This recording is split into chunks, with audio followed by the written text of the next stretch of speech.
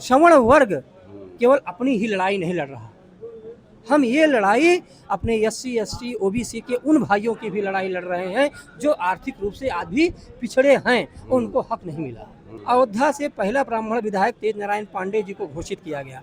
Actually हकीकत यही है कि तेज नारायण पांडे जी के अलावा फैजाबाद में सपा का कोई भी ब्राह्मण विधायक है ही नहीं होने लगा। तो किसको देंगे आप?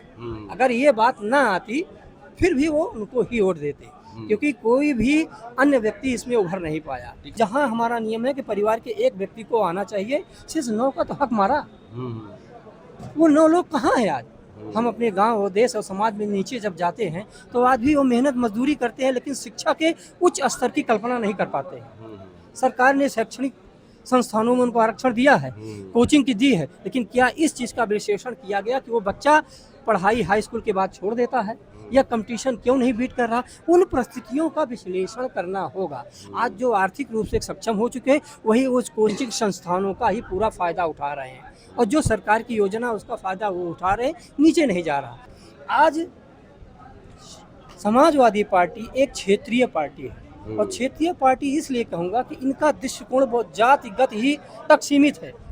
समाज का विकास हो, समाज के प्रत्येक व्यक्ति का विकास हो, देश का विकास हो, ये इनका कभी उद्देश्य नहीं रहा। सिर्फ अपनी जाति को बढ़ावा देने के लिए करते हैं।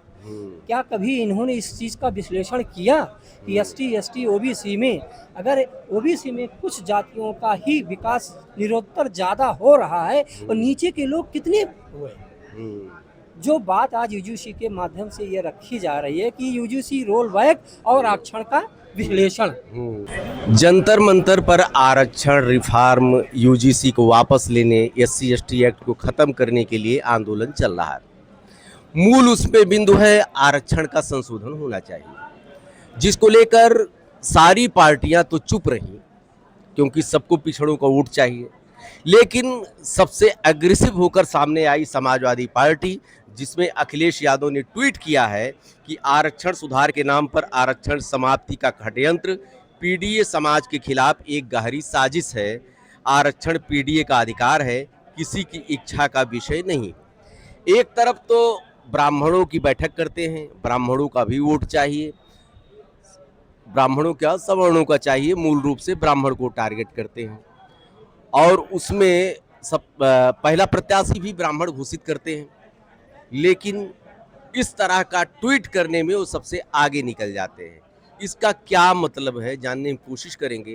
कुछ हमारे अधिवक्ता समाज के लोग, प्रबुद्ध वर्ग हैं जो ब्राह्मण समाज से ताल्लुक़ रखते हैं। सर, क्या मतलब मायने निकाला जाए इनके ट्वीट का?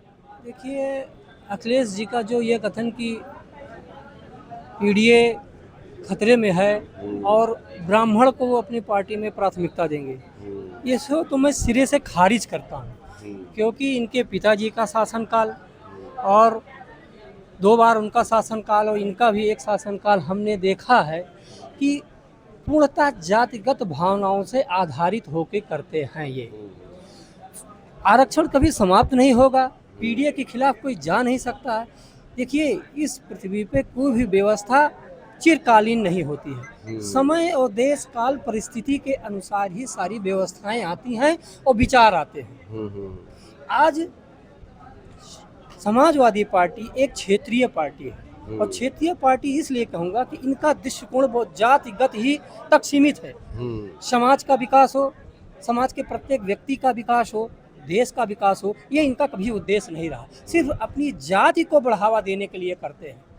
क्या कभी इन्होंने इस चीज़ का विश्लेषण किया कि एसटी एसटी ओबीसी में, अगर ओबीसी में कुछ जातियों का ही विकास निरंतर ज़्यादा हो रहा है और नीचे के लोग कितने हुए? जो बात आज यूजीसी के माध्यम से ये रखी जा रही है कि यूजीसी रोल बैक और आरक्षण का विश्लेषण, कोई भी प्रक्रिया जब लंबे समय से चलती है तो स्वाभाविक रूप से उसमें दोष आ जाता है। क्या आरक्षण क्रमबद्ध तरीके से नीचे तक पहुंचा कि नहीं पहुंचा? आज़ादी के बाद से अगर नहीं पहुंचा तो ऐसे कौन कौन से ऐसे कारक हैं जिनको ढूंढ के उनको हटाना चाहिए, वहां तक पहुंचाना चाहिए?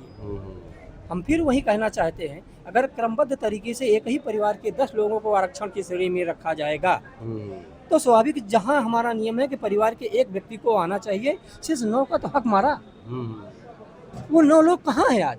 हम अपने गांव और देश और समाज में नीचे जब जाते हैं तो आज भी वो मेहनत मजदूरी करते हैं, लेकिन शिक्षा के उच्च स्तर की कल्पना नहीं कर पाते हैं। सरकार ने शैक्षणिक संस्थानों में उनको आरक्षण दिया है, कोचिंग की दी है, लेकिन क्या इस चीज़ का विश्लेषण किया गया कि वो बच्चा पढ़ाई हाई स्कूल के बाद छोड़ देता है या कंपटीशन क्यों नहीं बीट कर रहा? उन परिस्थितियों का विश्लेषण करना होगा। आज जो आर्थिक रूप से सक्षम हो चुके हैं वही उस कोचिंग संस्थानों का ही पूरा फ़ायदा उठा रहे हैं, और जो सरकार की योजना उसका फ़ायदा वो उठा रहे हैं, नीचे नहीं जा रहा। दूसरी बात कहना चाहूँगा, श्रवण वर्ग केवल अपनी ही लड़ाई नहीं लड़ रहा, हम ये लड़ाई अपने SC ST OBC के उन भाइयों की भी लड़ाई लड़ रहे हैं जो आर्थिक रूप से आज भी पिछड़े हैं और उनको हक नहीं मिला।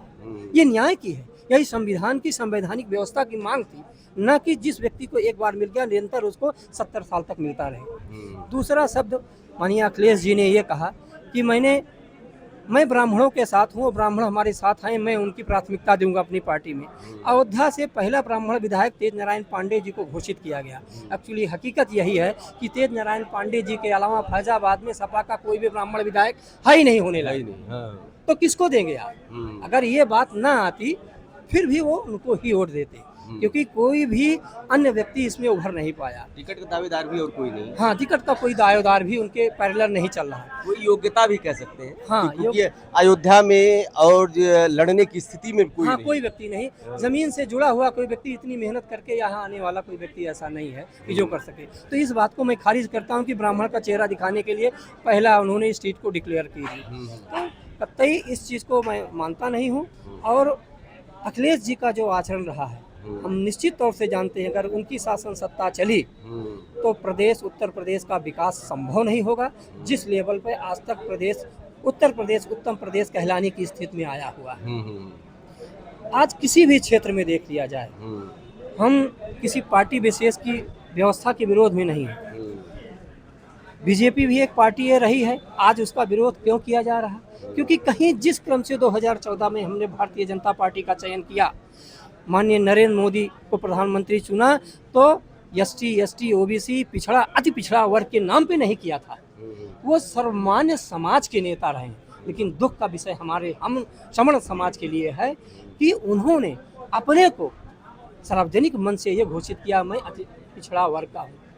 जिस देश का शासक अपने को इस भाषा से उद्बोधन करे तो दुख का विषय होता है कि उसने अपने को एक जातिगत स्थान पर सीमित रख लिया।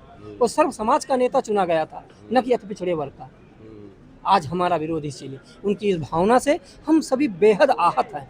लेकिन अगर जल्द से UGC रोल बैक नहीं हुआ और आरक्षण का आर्थिक रूप से पुनः विवेचना न हो, उसका विश्लेषण न हो, तो निश्चित तौर से ये समाज आज उस तरफ जा रहा है जहाँ पे एक जातीय संघर्ष की तरफ संपूर्ण भारत जाके उसमें उलझ जाएगा।